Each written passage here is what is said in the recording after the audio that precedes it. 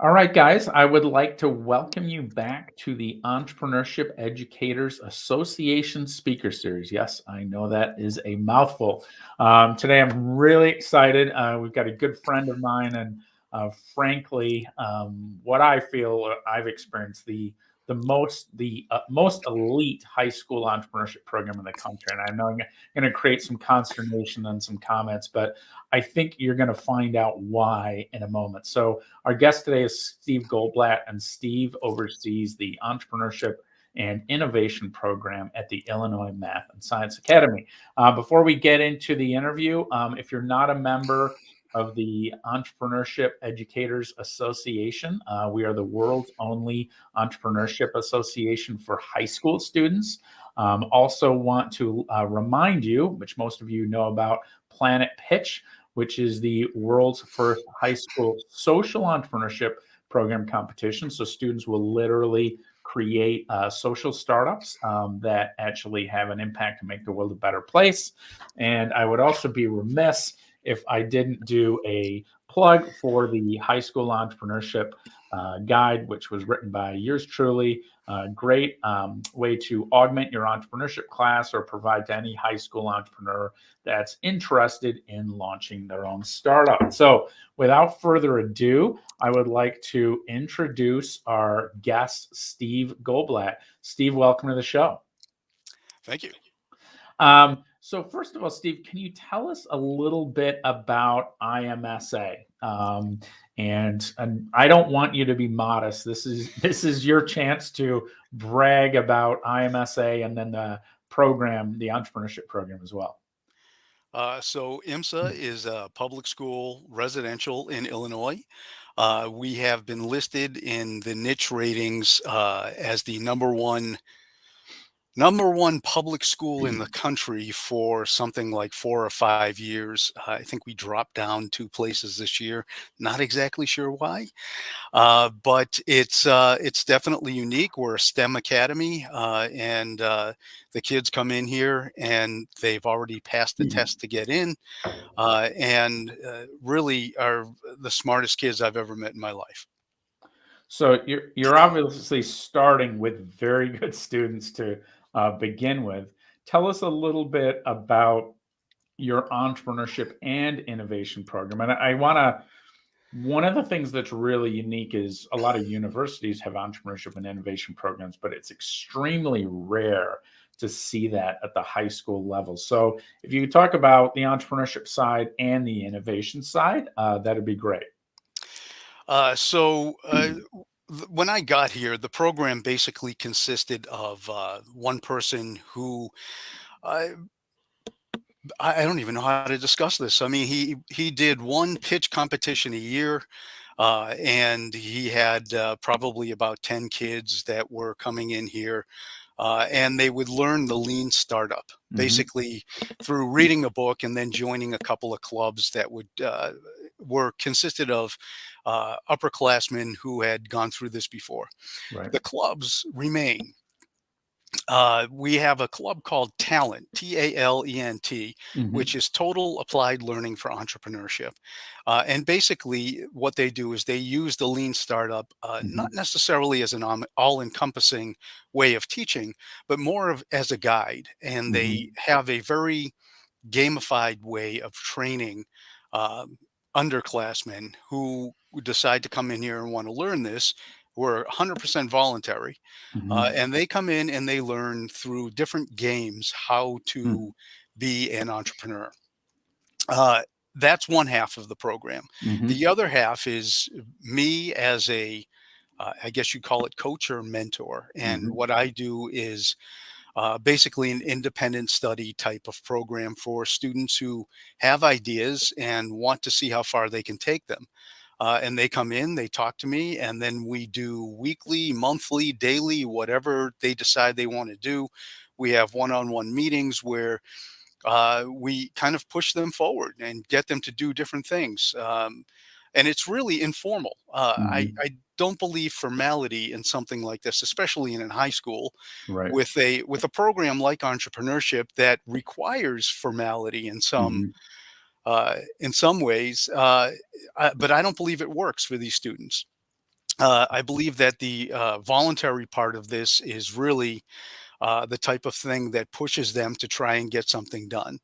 I have seen other schools that give credit for this type of program through an incubator program that may be part of a franchise type of thing. Mhm, mhm. Um, but the products and the ideas that the students are coming up with are required. And Right. they really do not get these wild, off the charts, world Mm. changing ideas that I guess people are telling me that my students seem to be Mhm. having. How do you one of the questions I get from high school teachers is, unlike at the college level where, every course you take, virtually everyone, unless you're auditing it, you get credit. So the high school level, obviously, you've got really sharp students. How do you kind of manage well, if I take this, I can't take an AP class, or is that not an issue there? Not an issue. Okay. Really, what we do, or what I do, is I just have them come in when they're free. Okay. There are times when they will have to block off some time, like for a Right. competition or something to that effect. But for the most part, again, this is something that I put the responsibility on them from minute one. Okay. Entrepreneurship is a responsibility type of type of program. There's no way Mhm. you can be an entrepreneur without having that self-responsible type Right. of mindset that you're going to need to get through it. So, are there not is there n is your program not curricular? I mean, it's not a traditional class, it's purely co-curricular, or how does that work? It's a little of everything. There are those students who need the traditional curriculum. Mhm, mhm. And so we do have a traditional curriculum type Okay, of program that they can okay. go through. Most of the students come in here not wanting to deal with a traditional curriculum and Mhm, wanting to mhm. do something where they can see results and see Right, results quickly. right. So we do mostly the independent study and the mentorship Okay. program, Gotcha. and that gets them to be able to compete within a month, Right, and they can go out and compete, and whether they actually win something or not doesn't make a difference. right, The act of competition is a learning experience for them, and it teaches them, okay, well, last time I didn't do well with this, let me try it again a different way. And they do basically the entire, I guess you'd call it BMC. right. They just do the whole cycle, and they Mhm. do it on their own, and they learn by doing. Right. So, for those of our audience that don't know what the BMC is, it's the Business Model Canvas. It was developed by a guy named Alexander Osterwalder. Obviously, that's a mouthful. And you can go out to YouTube. In fact, I'll put it in the show notes, and you can learn a little bit about the Business Model Canvas. But it ties into the a lean startup concept, and the idea is that students or anybody learn about 9 basic building blocks in creating any business. And so to take students through that doesn't just help them launch a startup. It really, I feel, helps them analyze any business. And I'm guessing you feel the same way. I mean, you could walk into a retail store, a restaurant, or look at a company, online and say, "Oh, here's their revenue model, here's their cost structure." It just, I've taught MBA students before, and there's some MBA students that don't understand what a business model is, so it allows them to articulate that. Um, Absolutely. so let's talk about your success, your student success, which is unbelievable at the high school level. So this is your brag time. So tell us about the total earnings, or I'm not going to call them winnings. I'm going to call them earnings that your students have last year in pitch competitions, and a little bit about the pitch competitions that they entered. So last year, I have probably about 25 to 30 students who would compete in competitions at Okay. any given time. Hmm. Not necessarily at all competitions, but overall. And the total amount of earnings that they brought in was just under 100,000. Okay. And that did not include roughly about $2.5 million worth of scholarships. Right. Okay. There's the big number, 2.5 million. It's like, oh, and by the way, yes, they earned 2.5, and I thought it was 1 point or 1 point. What did you say it was? How much? 2 point what? 2.5. Yeah, 2.5, and I thought it was 1.5. So I was off by a little. It was 1.5 the year before. Okay. All right. Okay. You were underachieving clearly that year. So beyond the fact that you're obviously getting sharp students, you've obviously got, some good structure there. You're providing it. I really like the notion that you have it as a co-curricular option as well, because I've talked to high school teachers and students, and they're like, "Well, I'm not going to take entrepreneurship classes, but because like I said earlier, it's like I can't get my AP credits." And if you're not familiar with AP, it's advanced prep. So high school students can earn credits that can increase the speed, possibly at what they graduate from university, and save money, et cetera, or providing the opportunity to take other classes. So, what else do you attribute the success of your program to? Wow. To tell you the truth, these Besides your kids. charm and intellect, I mean, Yes, let's well, just take that for granted. But I really, I can't help that. right, But yeah, the genetics. truth is that these kids come in, they have great ideas. Mhm. Sometimes they need a little bit of tweaking to kind of understand and narrow the focus of, say, a value proposition. Right. But the fact of the matter is that some of them come up with these just unbelievable ideas, Mhm. and when they do, they have this almost narrow tunnel vision focus on getting to the end goal. Um, and that's difficult in some ways because uh, I teach holistically, if you want to call it teaching. Yep. I coach holistically, so I make sure that the students understand the whole big picture of what their product brings to the Mhm. marketplace. So that includes stuff like economics, all different kinds of economics, including behavioral, Mhm. risk analysis and assessment, political economy, if this is a global product. Mhm. All these different things are things that they basically skip over Right. in a STEM academy. And so I make sure they understand the who, what, where, when, and why of Mhm. their product. Right. And so when we get to that, or if they get to a pitch competition and they're asked some off the wall question by a judge, which inevitably will happen, Mhm. they have an answer for it. Right. They really do. And it's not like we rehearse this because we really Mhm. don't. Right. We typically do uh, maybe one or two pitches in front of me or in front of some other people Mm. that might help. And then we put them right in front of the judges. Well, Make sure that they get out there and they understand to get those nerves out of the way. right. Once you know your stuff, that's where it is. And I make sure they understand that nobody in the room is going to know as much about your product as you. Right. You are the master of your domain for this. And that's why you need to really be out there and having the answers to the questions that the judges might ask you. Yeah, I think, one of and I find this as well, obviously, I teach at the University of Wisconsin Whitewater, is we get students that tend to be very creative, definitely above average intelligence. They tend to be, quite intelligent, and they're incredibly motivated.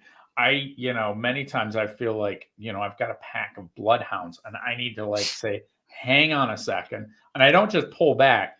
I'll kind of pull back and say, all right, you're charging down this path.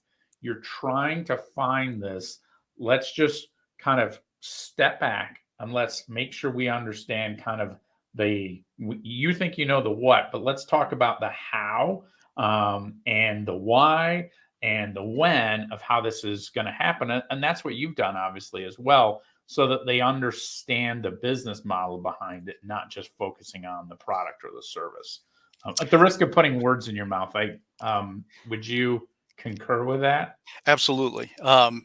When we're having these coaching sessions, I will literally throw out questions in the middle of their presentations to me. Mm, I want to interrupt them. I want them to right. be able to go back to their train of thought afterwards. But Hmm. I also want to make sure that they're thinking of these off the wall questions that Right. might show up.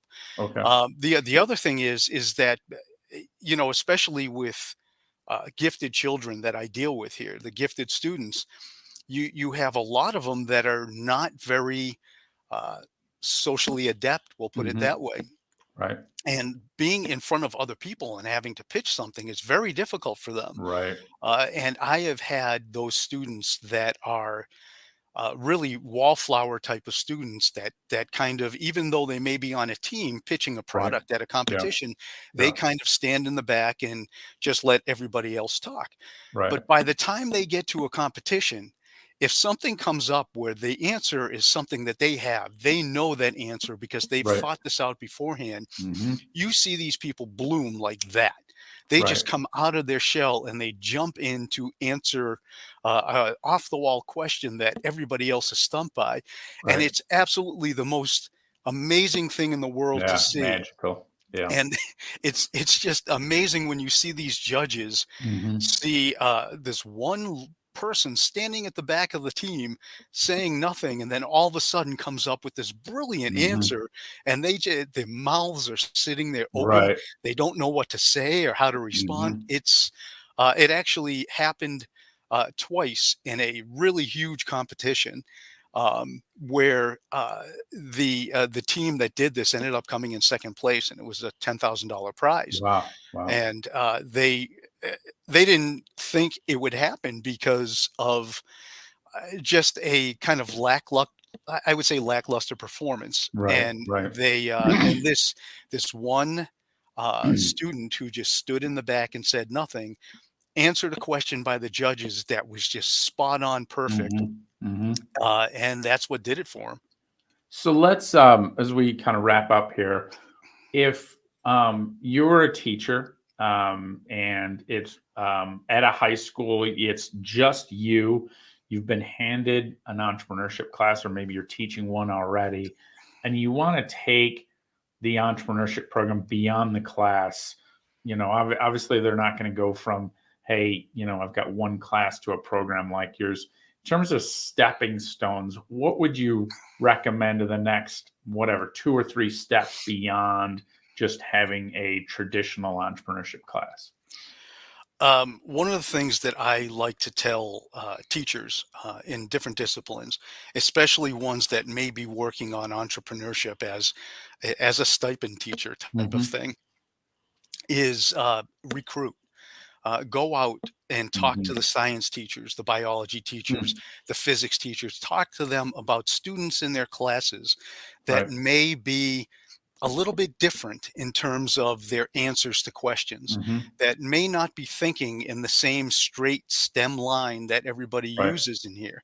And this is something I'm working on right now. Is I'm coming up with a way pedagogically to get creativity into these STEM classrooms, Hmm. to have it recognized and not poo-pooed, to have it actually, people build that up, the Right. creativity, because you can't innovate without creativity. Right. Creativity is the Hmm. birth of innovation. Yep. Yep. But we have these STEM academies that look at creativity as something artistic, or Hmm. Hmm. something that is for people who are either creative or they have book smarts. It's a myth, and those Hmm. creative people that are in these STEM classrooms are the ones coming up with these absolute off the wall ideas that end Right. up being realized. Yeah, it's kind of like IDEO, right? I mean, IDEO, and for those people that don't know, they developed the mouse, and I believe trackpads for Apple.